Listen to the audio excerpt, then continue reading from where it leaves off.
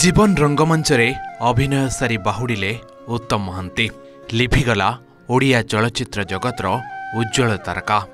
अनेक सुपरहिट चलचित्र रे निखुण अभिनय करी दर्शकों को मनोरंजन करुथुवा महान नायकंकर जीवन दीप आज लिभि जाइछि। हॉलीवुडर वरिष्ठ अभिनेता उत्तम महांती आउ नाहांती। लिभर सिरोसिस रोगरे पीड़ित होई गुरगांव मेदांत हस्पिटाल रे चिकित्सित अवस्था रे तांकर परलोक होइछि। मृत्यु बेलू तांको 67 बयस होइतिला।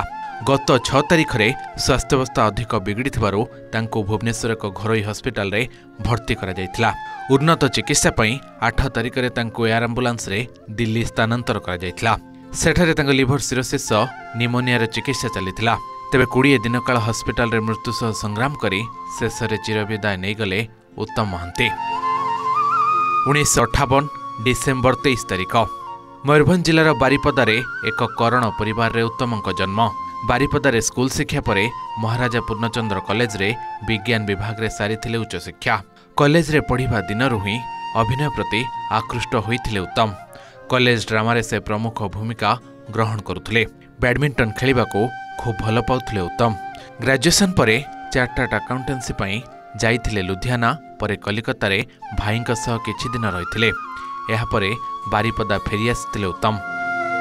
1977 बारिपदारे प्रसिद्ध चित्र निर्देशक साधु मेहर अभिमान नामक ओडिया चलचित्र निर्माण करने प्रस्तुति करुथिले। एथिरे उत्तम महांती हिरो भावे अभिनय करने मनोनीत होइथिले। सेतेबेले बॉक्स ऑफिस रे सुपर डुपर हिट होइथिला ए फिल्म। ओडिया चलचित्र जगत रे डेब्यू करिथिले उत्तम। बास तापरे से आउ पछकु फेरी नाहंती। गोटिए परे गोटिए हिट सुपरहिट फिल्म देई चलिले।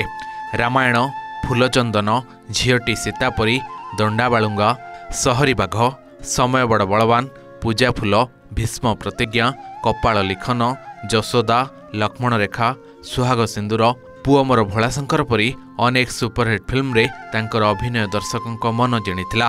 प्राय 135 चलचित्र रे अभिनय करी निज पई अगणित दर्शक सृष्टि करिथिले उत्तम।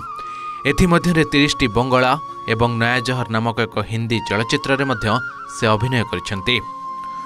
हॉलीवुड रे 80 दशकर रोमांटिक हीरो भावे घरे घरे परिचित थिले उत्तम। से मुख्य चरित्र हेउ किंबा सह अभिनेता सबुथिरे थिला उत्तमंक अभिनयर पराकाष्ठा। निखुण अभिनय पई उत्तम राज्य चलचित्र पुरस्कार, इंदिरा गांधी प्रियदर्शिनी पुरस्कार एवं जयदेव पुरस्कार रे सम्मानित होइथिले। Bureau report, Odisha reporter.